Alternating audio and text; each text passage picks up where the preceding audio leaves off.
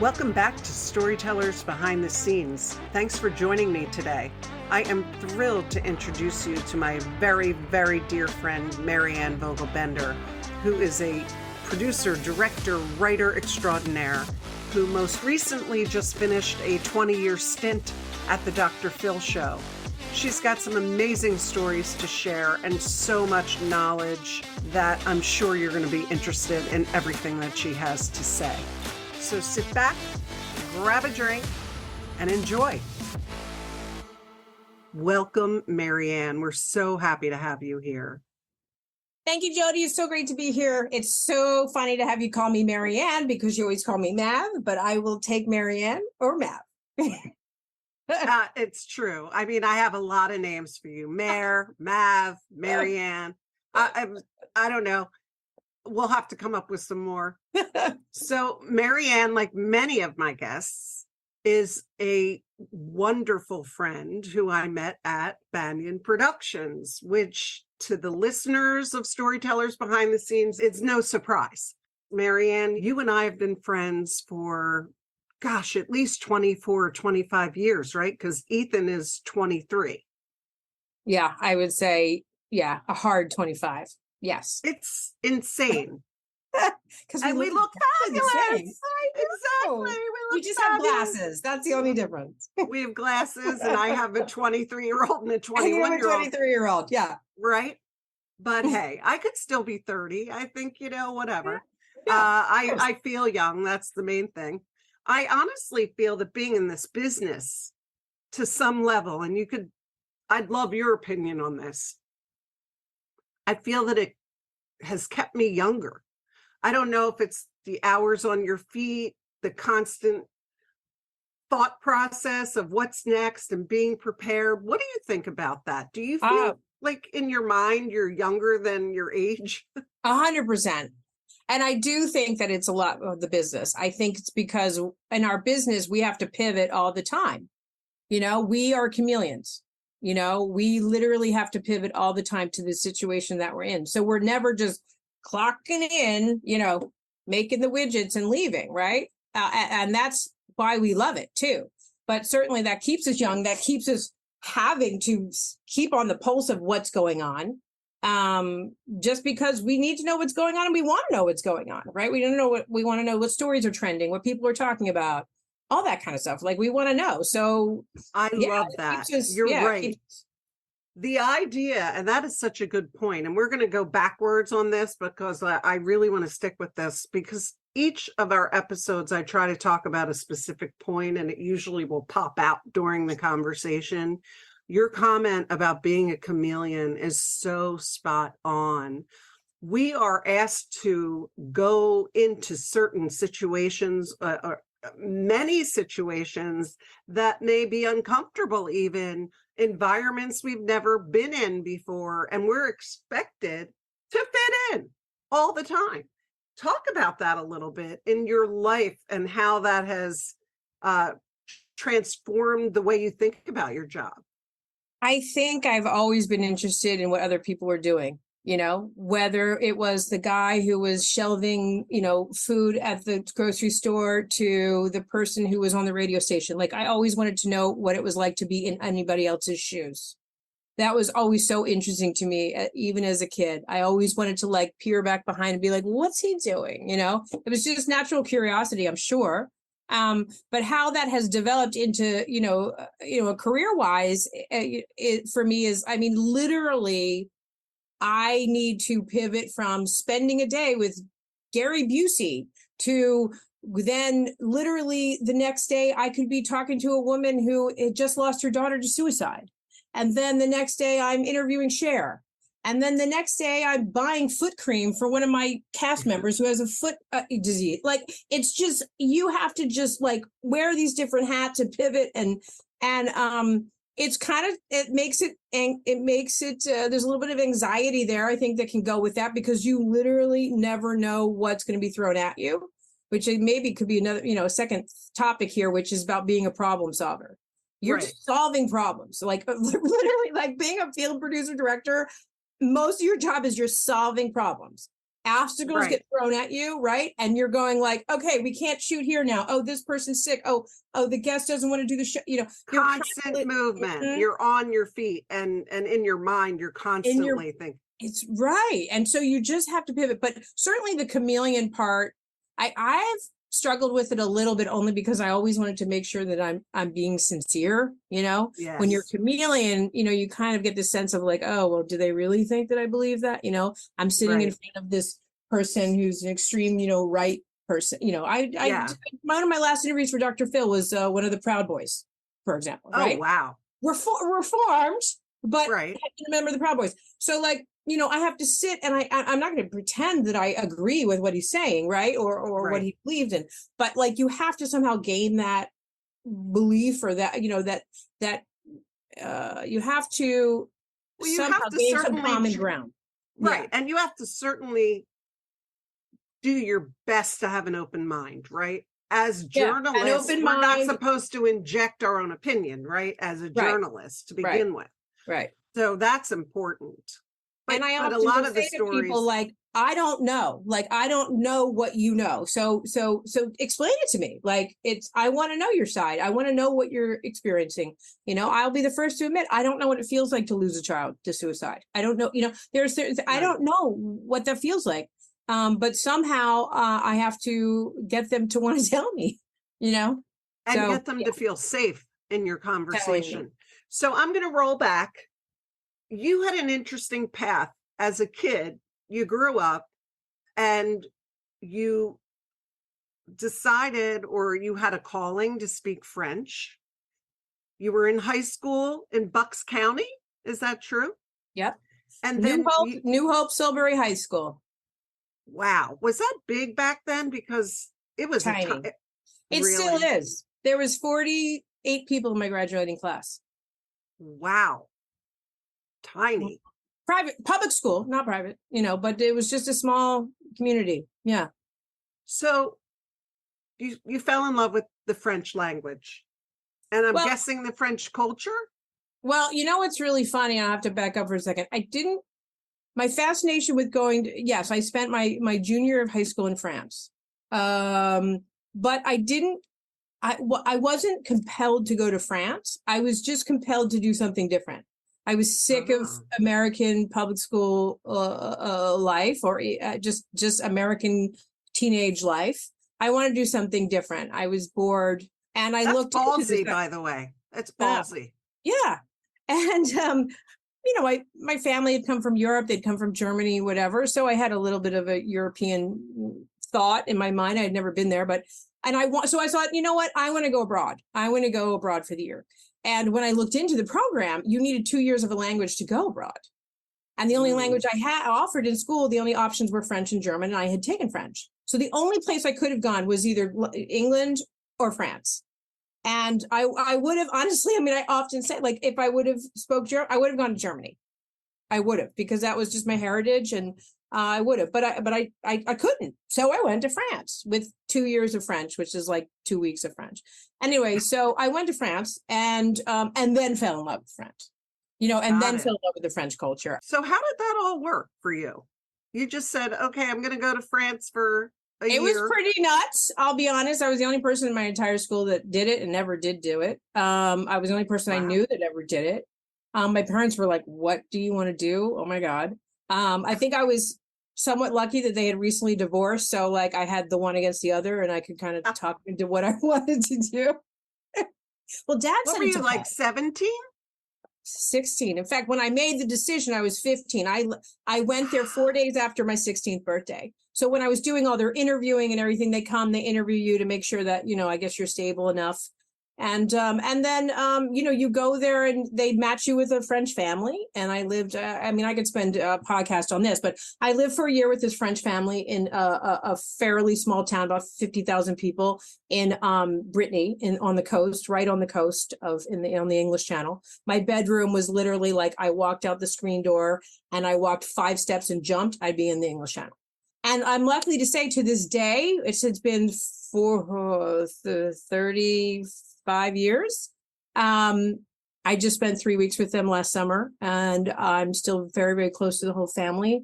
And they're like my French sister and brother and French mother. My French father's passed away. So yeah, it woke me up to the world, right? Here I am, this very this just white American in this small little town in Pennsylvania, and it just like went like made me go like Now, you weren't fluent when you went there. How long did it take you to become knew fluent? Oui or non. Like ça va was probably the most. Yeah, nothing, nothing. Yeah, not the greatest. I wouldn't necessarily recommend falling in that way, but I struggled. I definitely struggled the first 6 months. I cried, I was homesick, and then of course, by the time the year was up, my mother literally had to come and bring me home. Like she literally had to come and say, "You're coming back to America." How do you think that allowed you to form yourself as a more aware person on this planet? I think that so many reasons, so many ways, but I think that when you're in a situation like that, especially when you have a language barrier, you have to find a way to communicate. And so you have to put yourself out there. You have to not worry about being made fun of. I mean, not, made fun of, but, just because you're going to fumble your way through everything. So I guess it made me even more courageous to say, like, because I wanted to meet these kids. I wanted to learn about them. And yet doing that was frightening, because I couldn't really speak. And Right. so, you find one or two people that can speak English, and then, you certainly learn. But I was always, I had to not worry about if I was going to be like laughed at, I guess, or I had to just say, like, I have to do this, like, to survive. I had to go every day to school there, to the high school there, and try to learn and try to make friends. And, and I had a lot of help, and my family was great, my French family. But it made me realize that I had to, I guess it gave me like empathy too, for people even in, who had a handicap, because this was a handicap in that sense. I couldn't speak the language. Yeah. So I guess it's always made me kind of, understand that, people, we all have, issues and things that we're, afraid of, and challenges. Sure. Yeah, that we're not the best at, and you got to just keep going. It's certainly a great way to build your confidence, right? Or crush it, I guess. But in your sense, I mean, you become very self-reliant. Like, you realize your mom's not going to do this for you. Your dad's not, like, they're not around. No one's around. Your sister's not around. No one doesn't care anything about you, really. It made me really try to, like, it kind of was like I had a new start. I guess it's for people who go to new high schools. It can be similar or whatever, where all of a sudden I could be a different person if I wanted to be. I wasn't, and how did that prepare you for college? Did it prepare? So you came home, you finished your senior year, and obviously you had probably changed a great deal, maybe your hairstyle, your style in general being over there. But did it prepare you to move forward? And did it influence where you went to college or anything like that? It definitely changed me as a person. And my mother would say 180 degrees, it flipped me, because I kind of went as a very selfish 16-year-old American girl and came back very appreciative of my family, my friends, my home, my privilege. I guess the only thing it did for me is it did make me realize that I didn't want to be in this bubble of this small school. So I didn't want to go to a small college, or I didn't want to go to I wanted to go to like something big. So I did. My first year of college, I actually went to the University of Delaware. And because it was a really big school, and I was like, this is going to be great. I'm going to meet people from everywhere. And then I realized I'm just meeting people from New Jersey and Delaware. And it didn't work. And I pivoted, and I reapplied for schools again. Oh, God help my mother. And got, transferred to a smaller school, Vassar College in upstate New York, which, although was small, did have people from all over the country and all over the world. So I found what I was looking for, but not through numbers, I guess, but through kind of like just a different experience, What was your major there? I remember. was a sociology major. And the reason why I was sociology major is like, you can say a lot of things about Vassar College, but one of them is not going to be that it's a communication school. It's not. It didn't have a communications department.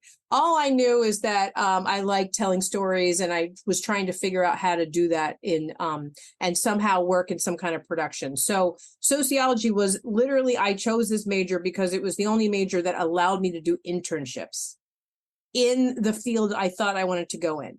So my first internship there, junior year, I think it was sophomore maybe, sophomore. I interned for a local video production company. And so you knew back then you wanted to go into production. I was kind of intrigued by the glamour at that point, the glamour of production, right? I was kind of like, ooh, this is kind of cool. What's going on Glamour. Here? Yeah, the glamour. Not the 18-hour work days or 20-hour work days. Right. Yeah, no, that never happened.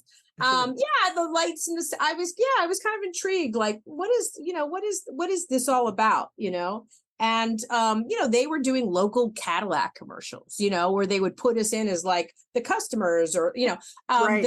they were, shooting little infomercials and things. But, I was finally, and they had an audio. I remember that the top was the video and the downstairs was the audio. And they had a full 1-inch track audio place for musicians, for bands.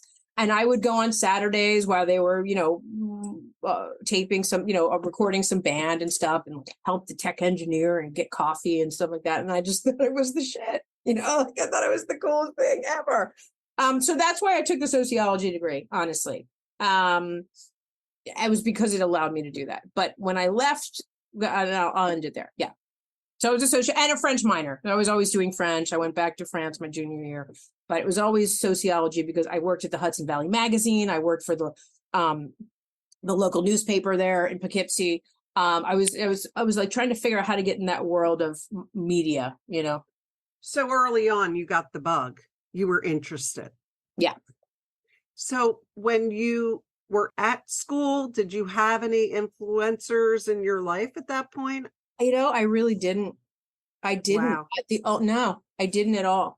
I really didn't know anybody who did this. The only thing I did know was that my dad was an art director in the advertising business. He was a Mad Men. He was an art director in New York during the Mad Men era.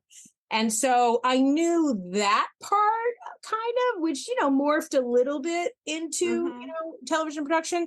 And so I was intrigued by that. And I actually thought I would go into that. And he had me, like he would let me meet some of his friends, and I would go into the office and kind of see what they're doing on a day-to-day. He did not want me to go into that. That was not something he thought was, I don't know. I don't feel like he thought it was worthy or so, but he allowed me to, play around and stuff.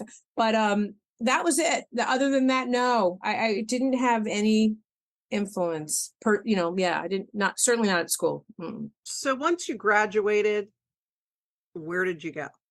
Well, I was one of those kids that was like, well, I went to college, now I got to get a job. So I thought I needed to get a job even before I graduated. So they had all these job fairs, and I went up for all these job fairs, and I applied to things like Marriott hotels, and I did apply for a couple advertising agencies. And I applied for a company, an intercultural communications company, because I was bilingual in French. So I said, well, maybe I can use the French. So I landed a job. Before I was even, got my diploma, I had a job in Philly. Incredible.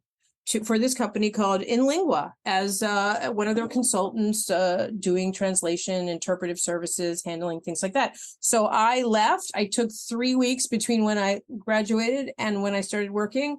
And I immediately went to a 9-to-5 pantyhose job in downtown Philly, Broad and Locust, the corner of Broad. Oh, okay. Yeah. And I worked for 2 years for this company called In Lingua. Okay. I have to stop you for a second. Oh. You called it a pantyhose job? It was a pantyhose job. It was the job where describe?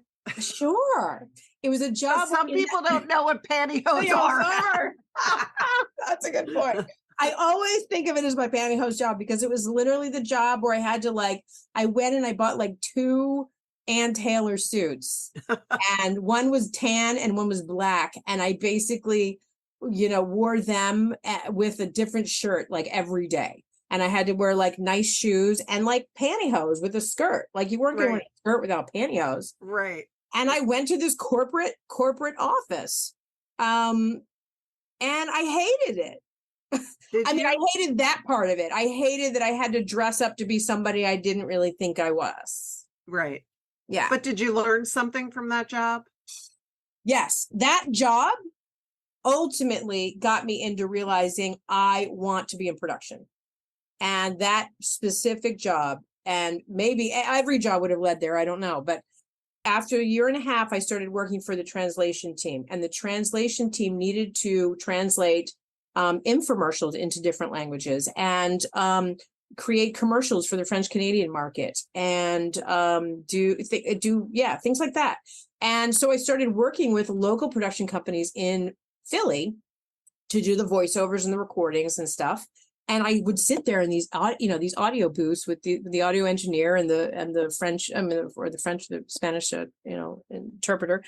And I just loved it. I loved all the different dials and all. And at the time I was working at a place, and you're going to help me remember what it's called, but it's called Millennium now, if it's still a business, but it was way out in Primo. E.J. Stewart. That was my first job. Stewart. It may have been Stewart Digital when you went there. Yes, it was Stewart Digital. And they had a soundstage, right? And the soundstage, huge. And I remember I would sneak down the hallway from the, I'd like grab a little something to eat. And I'd sneak down the hallway and like open the door to the soundstage. Yeah. And they were doing like some video in there. And I was like, we do it, right? And I was like, this is the big time, like this is what I want to do. So, I decided I wasn't going to get there doing what I was doing. So I completely crashed, like 180'd it. I quit my job. Like that? You just quit? I was having a midlife crisis at 23. I was in a relationship I hated. I had taken a 1-week motorcycle trip with a friend down Skyline Drive and in the rain, when I ask you. And I got back from that and I said, I'm changing my whole life. I'm leaving Philly. I'm moving back home. I'm leaving my job. I'm leaving my boyfriend. And it all happened within a week or two. And I moved back home, and I had a dear friend back in New Hope whose family owned a bar. And she said, Marianne, we need someone for Thursday and Saturday and Sunday shifts. And I said, I'm in. And I left my pantyhose job and I went working literally at what I would describe as a live music gay biker bar in New Hope for 2 years. It's called John and Peter's, still there. They just had their 50th anniversary. You've been there? Yeah. And I stopped the whole pantyhose job and I said, I want to do something different. And actually, so then I knew I really wanted to work in production, but I didn't really have the skills. Like I didn't really know the audio and the video. So the kudos to Jill Biden, because I went back to school and went to a local community college. I went to Bucks County Community College and I took audio classes and video classes and journalism classes. Wait, is that the one near Tyler State Park in Bucks County? Mm-hmm. Yeah. I had no idea they even have communication classes there. Mm-hmm. I know Montco. And because of the kind of where they sit between New York and Philly, it was like my journalism professor was like a writer at the New York Times, and he just did. And so I started to learn a lot more about, okay, like this is how you turn a camera on, and this is what a wide shot is, and all that kind of stuff. So even though I had this amazing, vaster career or whatever, it really was community college that taught me how to be hands-on, like what a speaker does and how to use a microphone and all that. And then from there, I started to do a documentary. I wanted to do a documentary on my parents' farm, which is another hour podcast. So a tree farm. Yeah, they have a Christmas tree farm that is also a National Historic Landmark. And I wanted to do a documentary about it. So my mother said, well, I know a great guy who has a local production company, and he's a conservationist and into nature and stuff, and maybe he can help you. So here's his number. Call him. Maybe he can help you, give you a camera or something. So I call him, and his name was Rob, and I met him, And we became fast friends, and he helped me make the documentary, which ultimately took 3 or 4 years. And now he's my husband. I just got chills. Okay. Do you know that I don't know that story? I knew that you met Rob through the business. I had no idea that your mother connected you with Rob. She did. That is incredible. I know. And your husband's a talented writer, producer, shooter, director, songwriter, editor. And even a little more drilled down on that, because I wanted to do this documentary about my parents' farm, which is this National Historic Landmark. When I reached out to Rob, he had actually several years before had tried to do the same thing. Wow. And so when I said I wanted to do it, he was like, I've been trying to do that too. So about your farm? Yeah. Yeah. Oh, yeah. Because it's a pretty amazing story. And he was trying to do it for the Audubon Society that was there running the Environmental Education Center. He was trying to do it as a historical thing. And he had found 35 millimeter footage at the Library of Congress of when they dedicated the farm in the 50s with the head of the Interior Department, Secretary of Interior was at the farm to give the plaque and the whole thing. So anyway, so I blame my mother for introducing to my husband.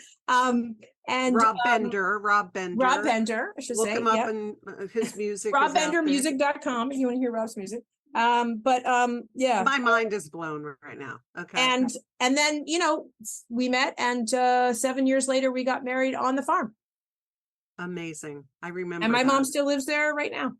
So that was a sweet kind of chapter in my life. Your mom is amazing. Well, she did not introduce us as any kind of love interest. But, I know that. But the fact that she was so supportive early on, you left your job, you didn't have another job, and she supported your ideal and your idea of what you wanted to do, which I love. And of course, I love your mom. But I think that's she just wanted me to be happy, and she knew I wasn't.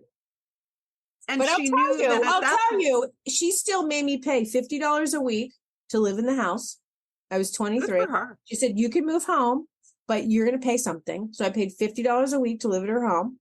I had to have a job. I actually got a second job. So I waitressed at a French restaurant and bartended. And so I worked 4 or 5 nights a week and then went to school for a couple of years. So she always, she always said, listen, I'll help you, but you have to, you can't sleep in till noon every day. Right. You need to hold, right. Yeah. Exactly. You need to be part of the equation. Right. You're not having it handed to you in a silver platter. Right. So how did you get from that early documentary experience? How did you get to Banyan? So Banyan, right? So I was at that stage where I had finished the documentary. I was, had finished my schooling at Bucks County Community College, still working at the bars. I just started calling companies. Honestly, I started just looking at production companies. There was some kind of like Philadelphia film guide or something, film and TV guide. And I literally would just start like calling companies. And say, I hear you. I did the same thing. Right. I'm like, I'm interested in, I'd love to intern for you. I'd love to production assistant. Rob, like I said, had I should mention that too. He had his own production company and he was doing a lot of corporate clients. So I would go out with him and, I'd run his audio with him, or I'd be the interviewer while he was shooting or whatever. So I was getting more and more experience. So I had a little bit of experience, at the time. And I landed on a phone call with Chris Emanuelides. Was he in charge of programming at the time? No. He was but he was the executive producer of a show on TLC called Reunion. Oh. At the time. So he had already been on Travelers. Yes. Right? Yes. And then he went to Reunion. Yes. Travelers had just... Reunion was your first... That was my first show. And right. And I just talked to him and he said, well, I actually do need like a researcher person to come in and help us book stories. And I said, great. And I went down and I interviewed with him and, luckily got the job. You went down. I went down to Philly. I went and we down, also were down in to the basement. Right, to the basement, because honestly, even up until 3 months ago, Dr. Phil, we always work in basements, right? We're always in the basement. Got to work in that basement. I don't know why. We're always in the basement, or in a room without a window somehow. And I got the job, and I started working at Banyan. And that's when I met you. And that's where I met you, and that's when I met Barbara Alfano, and I met so many wonderful people, and it was just the most amazing, incredible environment for 5 years for me to learn, to go from this entry-level position, 5 years. At the end of it, I was producing in the field. I was line producing on Epicurious in the truck. I was, I had learned so much. And I tell people. Which shows did you work on? Tell me which shows you worked on. So you started on Reunion. I did Reunion. Then I think I did Baby Story then. Then I did Wedding Story for a hot second. Then I did Trading Spaces, Girls versus Boys. And then I did Epicurious, I believe. I think that was it. No, Makeover Story. There was Makeover Story. Another huge one. That was a huge one. Oh my gosh. First of all, the Makeover Story. Not Ambush Makeover? No, that was later. This is still Makeover Story. Right. For TLC. Yeah. Right. Yeah. We did all those story shows. Yeah. And I remember because when you were at Reunion, I was working on a wedding story. Yeah. So I remember you coming over to me saying, you were adopted, right? Would you like to be reunited with your family? I just remember, I'm like, really? No, thank you. I'm not doing that. Wow, I had no idea. Yeah. I mean, we were already friendly at that point. I don't remember. Yeah, we were already friendly at that point. Was that probably rude for me to be like, you're adopted, right? Listen, when I was working on a wedding story and then was the EP, and I was, 7 months pregnant, we were now upstairs in an apartment in that same building. Yes. And in the room beside our wedding story office was the logging room. Okay. And Baby Story was in there logging, and you'd hear women screaming and crying while they're having babies. And people would come over to me and say, do you want to be on a Baby Story? I'm like, hell no. I'm not showing myself. I'm not even sure I want to have the baby now. But I do. Gosh. Yeah. No, people would always say, well, what about your wedding when Daryl and I were getting married? Why aren't you featured on a wedding story? And we were always desperate. We were always desperate for finding stories. But actually, it's funny that we bring up Baby Story, because I will say that that's one of the pivotal moments in my career where I really realized what I was doing was impacting people's lives or being part of people's lives, because I had a couple who were having their second child, and she went into labor, and I went and drove to the house. It was, 2:00 in the morning, drove the house in like an ice storm, got the husband filming by myself in the car, went to the hospital with him, got there, and it was a very complicated birth. And we got to the point where it was a very close call, and they had to emergency C-section her. We're now we're in the OR, full scrubs in the OR with her, and the baby comes out gray. Mm. And the physician, who was amazing, a female surgeon, said, cameras off the table. I still get chills. I just get chills when I hear this. I got chills too. And that was the first time where I thought to myself, holy shit, this isn't a fucking television show. Right. This is someone's life, holy shit. And it's the first time where you realize that. And also, but am I going to turn the cameras off? There is that part of me, am I going to? So she did say cameras off the table. She didn't say cameras off. So I had my camera guy, who was Boris, the time, Boris Romanenko, who, if you're out there, Boris, contact me, because I can't find you and it's driving me crazy. He went out the door and started filming through the window. I was in second camera and I was crouched down in the room. So I just decided to keep the camera rolling and just sit back. And luckily, God bless, the baby was absolutely fine. And bouncing boy. It's weird to think he's probably like 24 now or something. Probably. And it all worked out in the end. But that was certainly one of those moments where I thought, I got to really this is what like, wow, like this is a moment I have to really like think about what I'm doing and make sure that this is not only what I want to do, but that I am doing it, right? That I have, what's the word?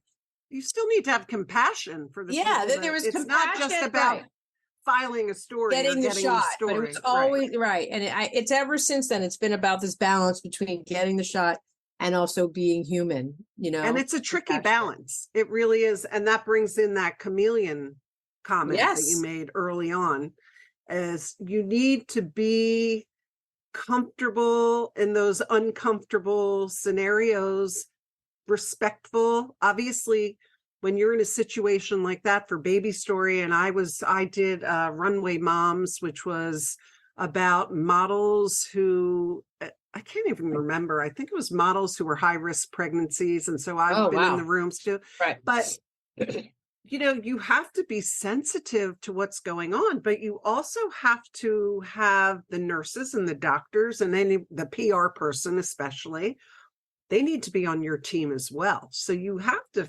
have this fine line where you're walking and have a balance of being compassionate and also knowing what is your mission there. Right. Your mission is to tell a story. Right. But that story can unfold in so many different ways. And respectfully, if something happens, we may create a story that comes out a little differently than we thought we were doing on the way in, right? Yeah.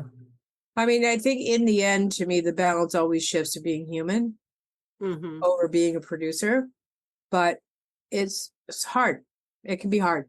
There's a gray area there. Really hard. So you leave Banyan. And you leave me and Barb and all your lovely friends and your mom. Such a hard decision. You decide to move to LA. Such a hard decision. I mean, it's such a hard decision. It really was not an easy decision. It was a couple years thinking about it. Rob and I both being in the business, we both knew that if our careers, we wanted to do more and broaden our what we were doing. We didn't have plans for having children, so we thought, well, we need to do New York or LA, and frankly, the weather's better here. So we said, you know what, let's go to LA. We'll go for 2 weeks. We'll try to interview everywhere we possibly can, and if he gets a job, I'll go. If I get a job, he'll go. One of us needs a job, and then we'll go. So did you preset interviews when you went out? We there had for preset. Those 2 weeks? We had a few. Yeah, we had 3 or 4 preset interviews, and then of course when we got here, we tried even more. But yeah, we definitely had preset interviews. And back to Barb Alfano. This is another crazy thing. There was a woman that worked on Wedding Story, Sean Visco, right?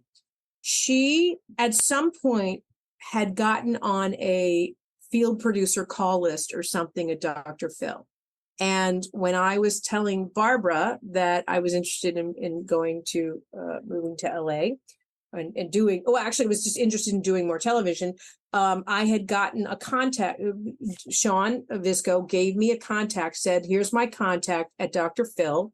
Maybe you can get on their field producer. This was after she left Banyan.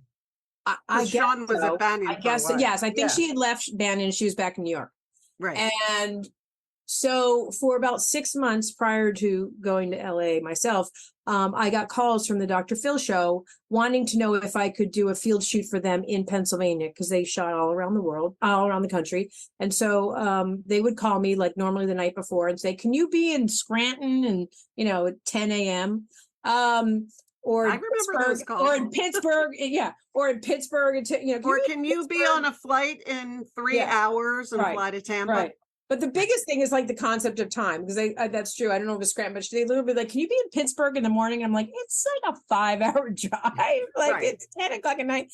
Yeah. So I never was able to do, and I was always working at Banyan. So I could never actually do the shoots, but I had the contact name. So when I came to LA, I looked up my contact. I said, hey, I'm in LA. Just, want to stop by and say, hey. And they luckily said, sure, gave me a drive on to the lot at Paramount where Dr. Phil filmed. Amazing. And I went in and met them. And I explained to them that they, that I was planning on moving out here. And they said, oh, you're planning on moving out here? Well, that's different. That changes things. We actually have a staff position opened out here. And I was like, what? And so I said, this is crazy. And they said, well, we couldn't just, hire you without, trying you out. I said, well, of course not. And while I was living in this hotel for 2 weeks, they sent me on a shoot. My first shoot for them was a wedding convention. Oh my gosh. At the Long Beach Convention Center. I drove down there. I remember I got totally lost in Long Beach. And I drove down there and met the crew. And did this, man on the street kind of stuff, and did B-roll and inside the thing, and send it back to them, and went on my way. Went back to Philly, and stayed in contact. And they said, well, the shoot went well, blah blah blah, but we're still not sure, so you need to come out. And I said, listen, I got a job. I got to let them know like a month notice. So they said, well, we're not going to commit totally, but why don't you come out and do a month? Okay. So that was a leap of faith because I didn't have a full contract, but I thought, I think I can do this. So Rob stayed back in Pennsylvania, and I moved here by myself. I flew here and stayed in a little, furnished apartment for 2 months. And the week of Halloween and 2004 and 2003. And I started working at Dr. Phil. And as you know, I worked on and off for Dr. Phil for 20 years. 20 years. It's like, it's just mind-boggling. Yeah. Now, before I get to the talk about those 20 years, when did you get your DGA? Okay, so I know because did you need to have a DGA in order to become an employee? It's one of those funny catch-22s where it's like you can't have a DGA job without being in the DGA, but you can't get it, you can't be in the DGA without having it. It's this weird you need thing. The credits. Right. So in this case, it was just simply I had to join the DGA if I wanted to take this segment director position. That's it. I just had to join the DGA. They had a contract with the DGA had a contract with the show, and I had to join, which meant basically I just had to pay a few $1,000s, not just, but I had to pay a few $1,000s, and I joined the union. And it's so amazing though, because now, you're a DGA union little member. did I know at the time that type of contract that the DGA has, which is technically called a single camera remote contract, is an unbelievably rare thing. There's only a few other shows like Entertainment Tonight and things that have that contract. Yep. A very rare thing to find it in unscripted television. I don't even know if it exists anymore, really. Yeah, there are places, like I said, grandfathered shows, definitely. Right. But the new shows coming out, they're hiring producers that are not part of the Producers Guild. A whole nother podcast again, but yes, the DGA was not positioned itself well to get into the unscripted reality market. How do you think that's altered your career path? Has it at all?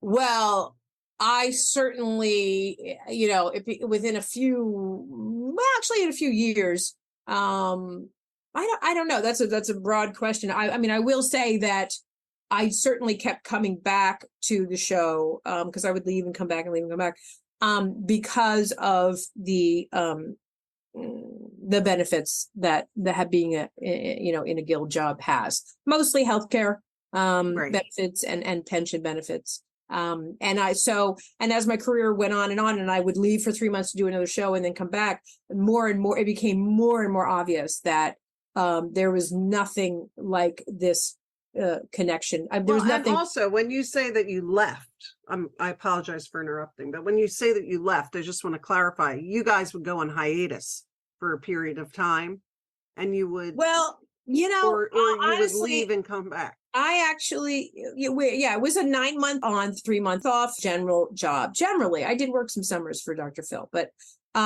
when I talk about leaving, no, I did. So I did do some summer projects, but after 5 years there, 5 years there was a long time to not have a life, to work weekends, to work nights, all that kind of stuff. And your I got a great opportunity. Crazy, our hours were crazy. And so my work-life balance was way off. And I got opportunity to work at Disney at the studio. So I left for 3 years. And then I came back. And then when I came back, I didn't want to be on staff because I wanted to always look for other things. So for another 8 years, I purposely just kind of worked a few months and then worked on other shows and stuff.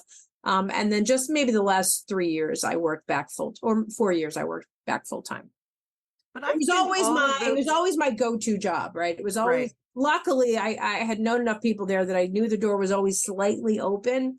Right. The relationships are very strong. Yes. There. Yeah. And I want to just say that all of those jobs and all of the shows that you did for Dr. Phil over those 20 years and how many seasons was that show on the air? Because it just went on. It was on for 21. So I started season 2 and I wrapped in season 21. Yeah.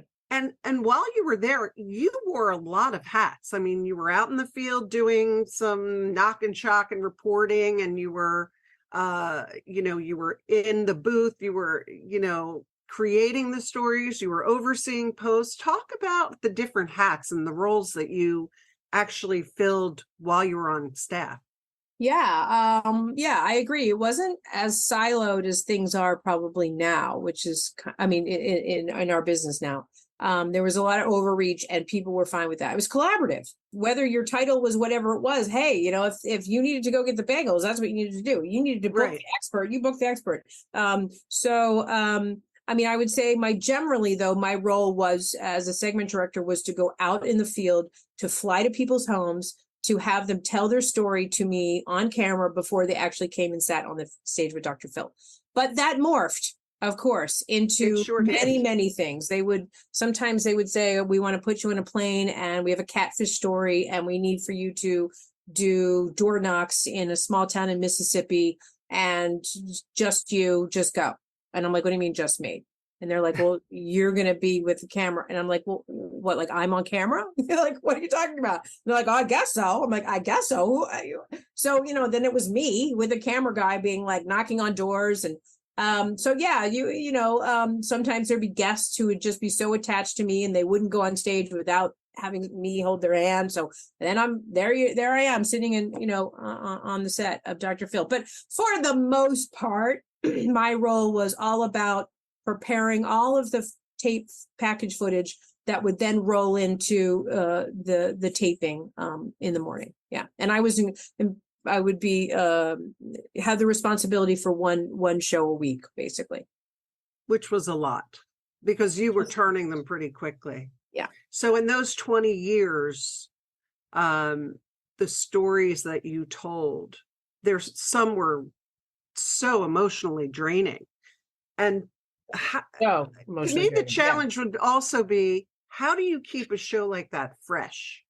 In 20 years, I know that you guys built a house and you had people coming into the house and every year before we started the season, the executive producer would get together. Her name is Carla Pennington and she's amazing. She would get the team together, the whole, the staff together, and she would say, we want to do this differently. We want to do this differently. What can we do? And we would pitch ideas about how we can change up the storytelling, how we can change up even how the guests are sitting in the studio. And we would shift, we would change that. Sometimes we do more news stories and we'd have news packages. Sometimes we went to more experts. Sometimes they went through a couple years, which was really hard on us, where they wanted all behind the scenes. So then on the morning of the show, when everything's happening and you're kind of getting the guests ready to be on stage, we had a camera following us. So not only had we been up for 2 or 3 hours, up for 2 or 3 days. I was going to say not hours. Crazy, but right now we need to, dress up like we're going for a job interview and be followed around with the camera, telling them what we were doing. So those were really, those were tough. But yeah, we were always trying to find ways of, and of course, you look at trends, you look at what shows that had previously aired that were, that rated well. And then how can we do more of those types of stories? There was a lot of that going on too. But we were always constantly thinking. And that really that really kept all of us on our toes. I have to admit, we never. And I definitely think it was one of the main reasons that there was such a longevity to that show. And I do think a lot of other talk shows have taken some of the methods and storytelling that you did on that show, you and all the different teams, because you were broken into teams, right? For sure. Not to mention just bringing mental health kind of to the forefront of, talking taboos away and talking about it. So right. You guys got away from the Jerry Springer, people throwing chairs at each other, and you were really seriously taking a look at the impact of mental health on people. And what I do like, and you graciously, I think, brought me into the fold, and I would go out and do these stories, and some of them were much harder than others, and you know that. But what I really felt was his legacy is that he really did help people. It wasn't just a lot of lip service. He sent people away for drug rehab or whatever it is. There were so many different things. And even, shows that I worked on that morphed into 2 episodes or whatever, where we went for one reason and then you guys all figured out and Dr. Phil figured out, well, this person really needs serious help. It wasn't just about what we originally thought. Yeah. I mean, it was, yes. And you're 100% right. We were helping people. And I think the more interesting part that Dr. Phil had always talked to us about as a staff is he said, honestly, the people that we are affecting or the most are people we will never know, people we will never meet. It's the ones that are watching at home to say, I have a 14-year-old daughter who has these issues too. This is what I need to do with her. Or I have a stepmother that, is nagging me. This is what I need to do to, So, So I like to think that, certainly we didn't always help everybody. No. We tried, but but I think it, like I said, I think it was more about opening up a broad conversation about mental health in the country and 45 and a lot of other things, sexuality. Right. I mean, there were so many things that in the past may have been taboo topics. Yes. But I think it was done in a way that wasn't sensationalized. When you're talking about our business in general. Yeah. The work that we do does permeate all areas of people's lives, and we don't even realize it. Yeah, and we have to stop and pinch ourselves to be like, wait, wow, I was at this moment in this, which for that person was probably one of the 3 most amazing days of their life, or emotion. And for me, it's just it's a Tuesday. Right. But to your point, and I hold that graciously. I feel privileged that I have been able to be in these people's lives and share their weddings and their births and their reunions and their, it's just incredible that so many I've been allowed to be into those. Yeah. Yeah. I mean, we've been exposed to things that we never would have been exposed to. And I don't mean, necessarily, I don't mean a bad way or a good way. I just mean in general, knowledge, the opportunities that we've had for travel around the world. I've been to every state, in all 50 states, and have probably filmed in 2/3 of them. Yeah. Amazing. Yeah. So when we talk about the Dr. Phil show, and it might be difficult because it's 20 years, is there one particular show that stands out for you as being one that affected your life more? We were talking about what work are you most proud of, but that would include like your entire career. But I'm just focusing on the Dr. Phil show because you did wear a lot of hats and had so many stories that you've worked on. Every single one in a weird way, right? So that's what's so hard is every single story. And it, if you don't have an examples, it doesn't mean anything. But we did a story. I haven't thought about this in a while. We did a story about these 4 kids in like Indiana or something that were bored after school. and they broke into their neighbor's house, and they were just messing around. As far as I know, they were just messing around, but they didn't realize he was home. And he came down the stairs, guns ablazing. Yikes. Shot and killed one of them. Oh my God. And injured the other. And actually, I think there was 5. So there was, 5. And then, so there was 4. And they all went, they were all, they were 15, 16, 17. And it was a stand your ground law, state. So all 4 of these kids were sentenced to, they had terrible, they didn't have any money, so they had terrible defense attorneys and all that. And they all got life in prison, because if one person dies, that's considered manslaughter. And then if that's the highest, that's the highest crime, then you all get you kind of all get the same sentence, the same. Wow. And and I just remember, and we had them on, we had live, we were talking to them live from jail, from prison. And I just remember thinking, wow, like, first of all, it's just terrible that, these kids' lives can be ruined.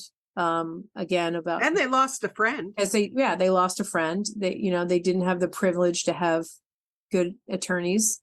And, you can only get, and one of the things Dr. Phil would always say, your attorney can only be as good as you can afford. I mean, it's true. And just the inequalities in the system. And we spent a lot of time trying to get that case retried and appealed. So things like that really just kind of took this, and we had all of their mothers on, of course, and, their mothers see, and it was just one of these moments where it just really made me realize that, that we have so much inequality in our system, and perhaps maybe there's something we can do about it, or at the very least, let's talk about this. Let's talk about the fact that there's these stand your ground laws in 20x states, and what does this mean? And so it became part of the national conversation, I think, on that a bit. That's just one that kind of rings true. There's certainly a lot of other ones where I'm sure I would just sit crying with guests and things that were hard to take. But honestly every show there's always a human component. Of course. Even a weight loss show where somebody's lost all this weight and they're so excited and their life is transformed. I mean, right. But certainly the stories where it was a personal human story, but then kind of opened up a broader conversation about where things are in our society were the ones that intrigued me the most. There are so many stories that came out of that show, that really touched upon some serious issues. And I think that you all did an amazing job and did impact so many lives. Now you left Dr. Phil. Dr. Phil's no longer shooting, which is why. Right. I mean, I didn't leave Dr. Phil. Dr. Phil's show is after 21 seasons. He decided to not to do his daytime show, a syndicated show.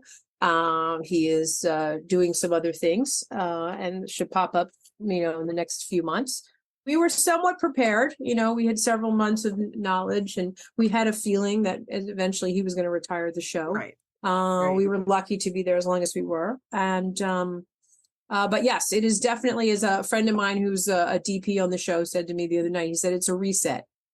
We're all resetting. And I felt, oh my God, that's exactly what I feel like. I have to reset my life. How many people were on staff there? When you say we all have to reset, it was like 100 and some people, right? There was at least 250 people on payroll. At least. It could have been up to 300. And I don't know the exact number, but I'm going to say in that 250 to 300 people. And a lot of us have been there 15 plus years. I mean, a lot of us. Yeah. Amazing. Yeah. So it was a family, it was a family.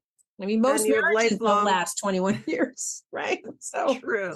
And you have lifelong relationships now, that you've made. So when we look at the production industry today, it's changed. The landscape has changed, right? There are more opportunities to get content out there. And now these 250, 300 people, along with yourself and myself and a lot of other people, as content creators and storytellers, we are left trying to figure out what's the best method to get our content on the air. Do we own our own content? Do we pitch to a network? Do we go the streaming route? How do you see the landscape changing and affecting, just the process of even getting into this business? I think for some, especially younger people coming out of school, which we do speak a lot about giving tips and things, I think they have learned differently than we did. We were more like linear learners, and they're learning like all over the place. Yes. Especially with social media and everything. So what is your take on that?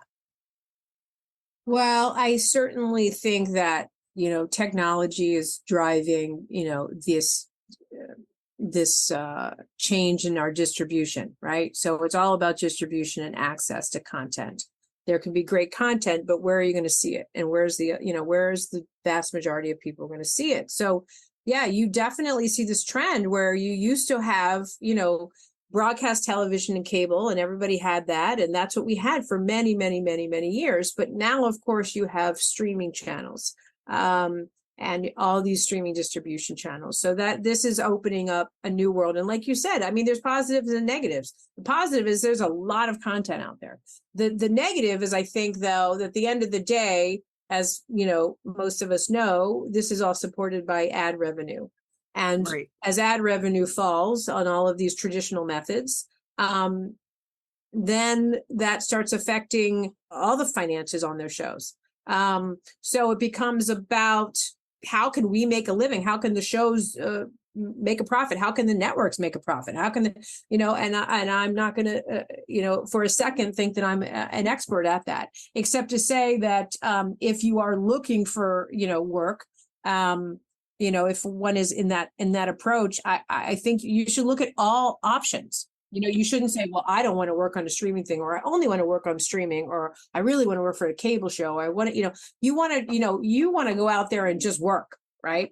You want to work on things that you love, or that, or have your passion and your interest. And I still think the storytelling is still going to drive, the content, it's still going to, if it's a great story, I'm going to get HBO to see it. If it's a great story, I'm going to, somehow find a way to stream it. If it's a great story, I'm going to, find a way to get to ABC. So, it still starts with having great content, but certainly we have, I don't know anybody in Generation Z that has cable or has, a dish, has an antenna on their roof.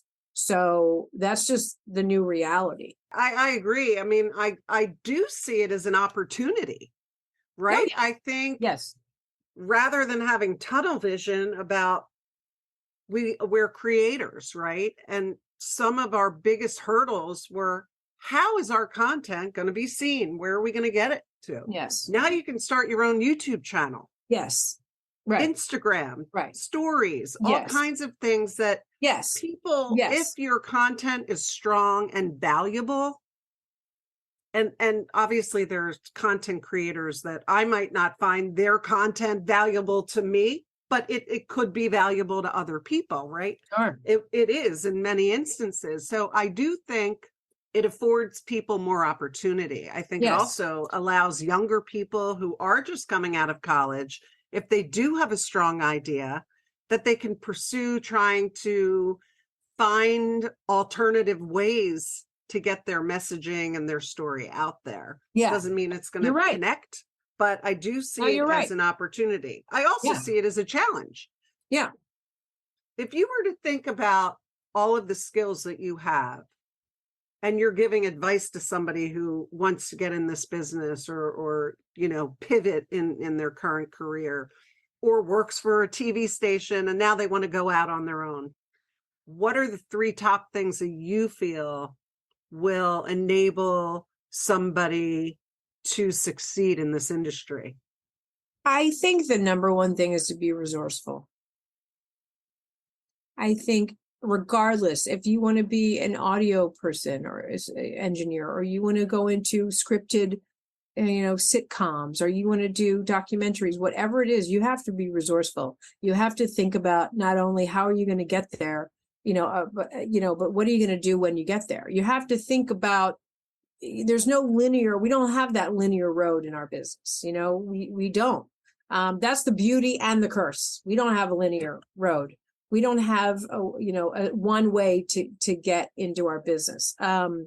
And so you have to think outside the box, and this is for people who want to get in the business. You have to think outside the box. You have to think, okay, well, just so-and-so, I remember this guy and he worked in the thing, and maybe I can call him, or, my whatever. You have to think about who can other different methods than, you just have to be resourceful. That's the best way I can. And then once you get the job, you still have to be being resourceful is key. I think you also have to be willing. You have to realize that nothing is too small. Nothing is beneath you.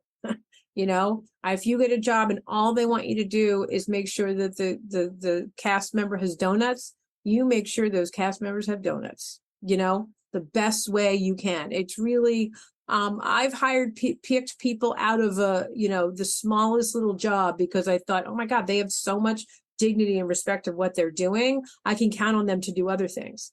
So when you're just starting out, just whatever it is that you're doing, maybe you're just hired to open the door for somebody, whatever. Just make sure you open the door with a smile, just be, don't never think anything's beneath you. I think that is really important. Right. Don't walk on set with an attitude. Like, don't even think you're going to even get on the set for 3 years. You don't think you deserve to get on the set. Just be humbled with where you are and do the best damn thing you can do with whatever it is that you were hired to do. And people do notice. I mean, you have to be out there. You got to be resourceful, but people do notice good people.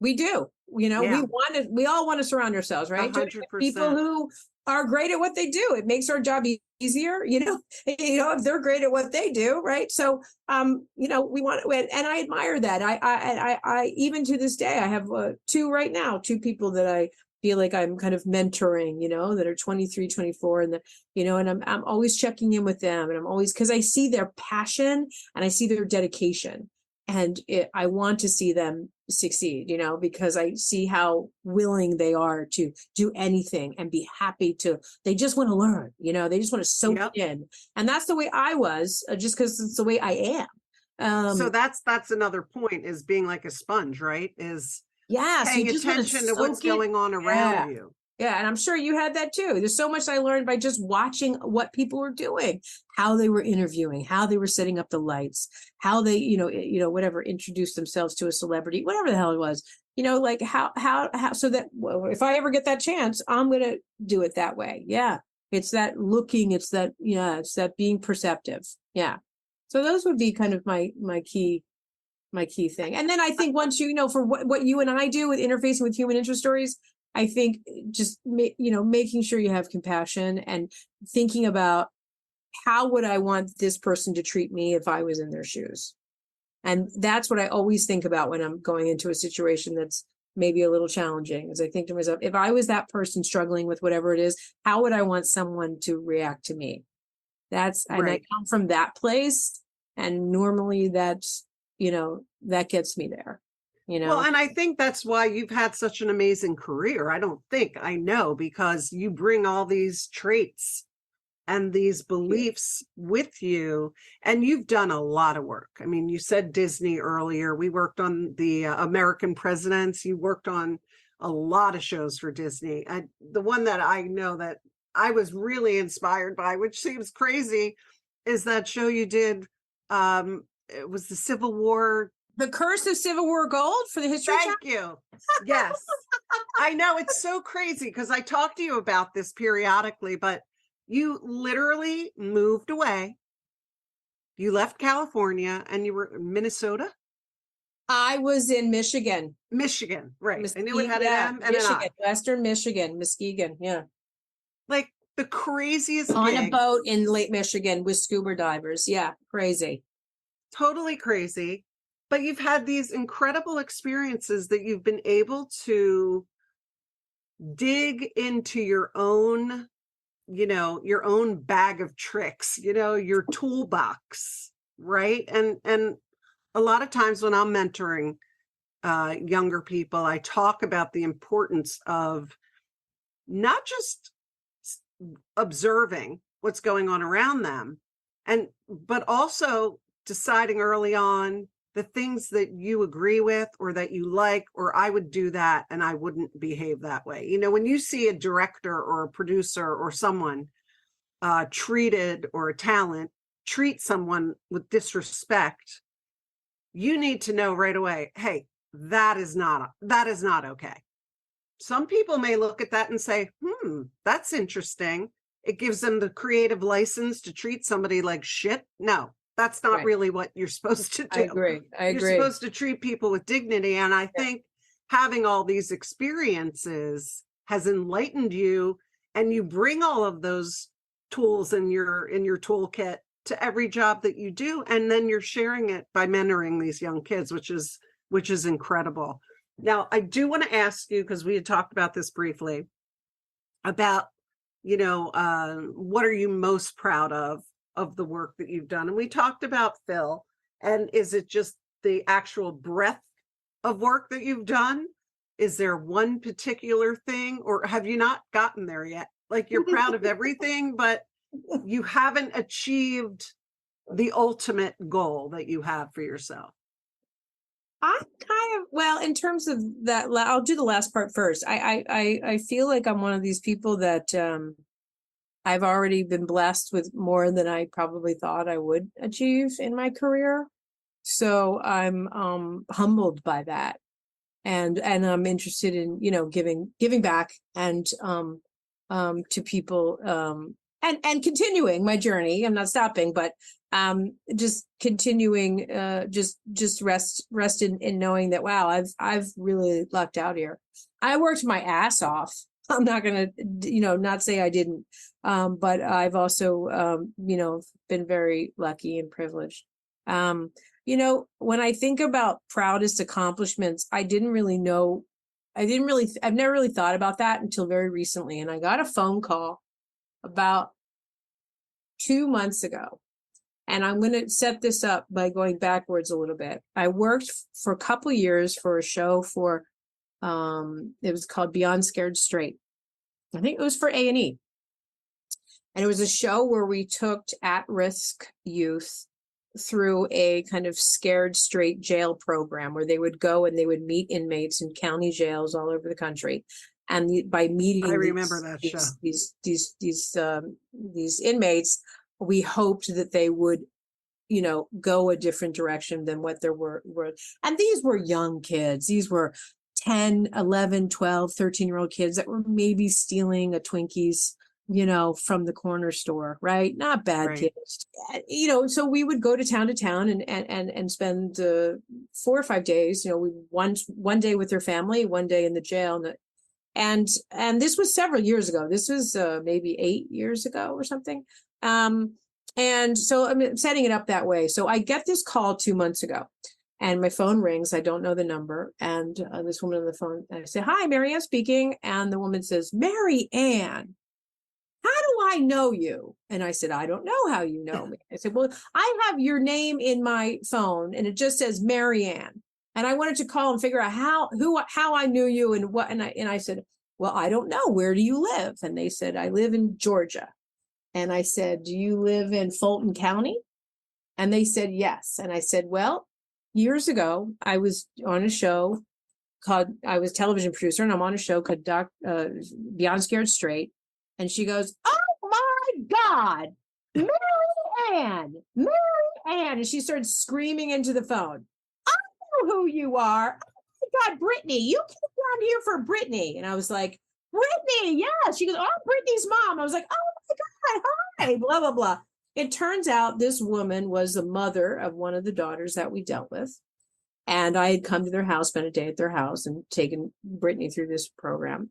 "Oh my God, I want want to thank you so much. Brittany is amazing. She's 23 now. She has a job. She just had a baby. That turned her life around. I can't thank you enough. Oh my God. I wish I could reach out and hug you, she said. And I just said, oh my, I can't, if there's anything I can do. I said, this call is enough. You just did it. Honestly. And so, she goes, okay, if Brittany wants to call you, can she call you? I said, sure, let Brittany call me, And that's amazing. And I, said goodbye and put the phone down. And I said, wow, like shit, I actually, hopefully not just me, but me being part of this group of people who helped get this girl to a different path in her life, that her mother 8 or 9 years later is like, can't believe, is still thankful that this happened to her daughter. So those are the moments I'm most proud of. Those are the moments that I say, like, that's my legacy, like I was able to help this person, and that makes all that hard work worthwhile, right? Yeah, that it's not just TV, because it is just TV, but it's not when you work in our type of TV. This is real lives. This is not scripted. My number one question I always get asked when people say I work with Dr. Phil is it real? Yeah. And I think, oh, honey, it would be so much easier if it was fake. If we could make this up and make it go the way we want. Right, exactly. If we could script this, boy, would my job been really easy. Anyway, so those, that's one of the stories that just happened to me a few months ago. So it was neat. I love that. And I've been there. I've received calls from people, or I'm sure letters with photographs of them and their children and thanking me. And, it does make you feel that, because certainly there have been jobs we've done or stories that we had to cover. And I worked in news and production, whatever, where we were like, why am I doing this? This is, I feel dirty. Yeah. I feel like, I just wasn't comfortable. There were a lot fewer of those than there were of the things. Of course, but there's really times where you feel like, I need to go take a shower. Right. So when you hear from some of these people and that you made a difference in their lives, it just gives me gratitude. Yeah, it does. And it says, you know what, these 30 years that I've been in this business, it's been well worth it. And of course, I have lifelong relationships. I'm just so, so grateful that you were able to carve some time with us. I know we went a little bit long, and we'll do another episode because we have so much to catch up on and talk about. Is there anything that you haven't said, a parting word of wisdom or anything that you would want to share with our listeners? I just, no. The only thing, and I think we touched on it a little bit, was if anybody's listening who's wants to get into the business and doesn't know where to start, is start anywhere. Start anywhere. And don't take no for an answer. Yeah. Yeah. Give them, don't take no for an answer. And try another tactic. Yeah. Try another tactic. Offer something up. Offer to just listen. I want to do this. Will you allow me to just come there and, take notes for you? Can I just come and carry equipment in?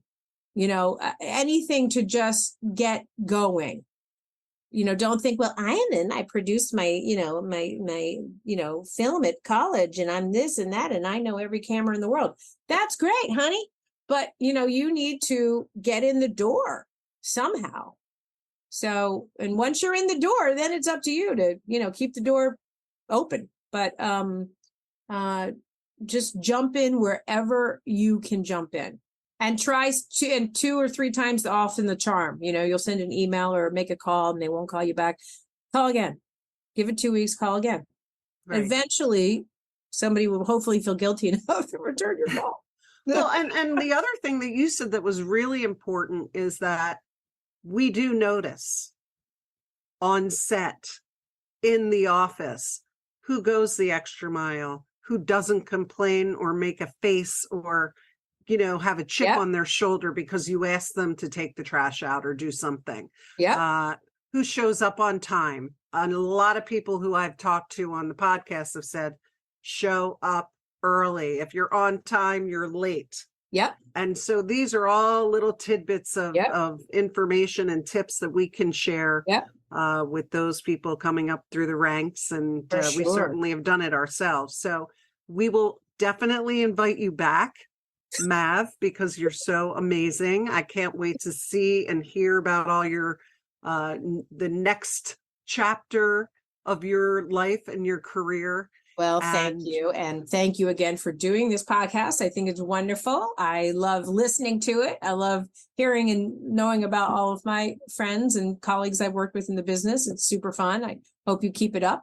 And I would totally offer myself up to do your interview, because I think you need one too. You know, even somebody interviewed Oprah, you know. That is true. I am no Oprah, but oh hell, girl, yes you are. But I would love that.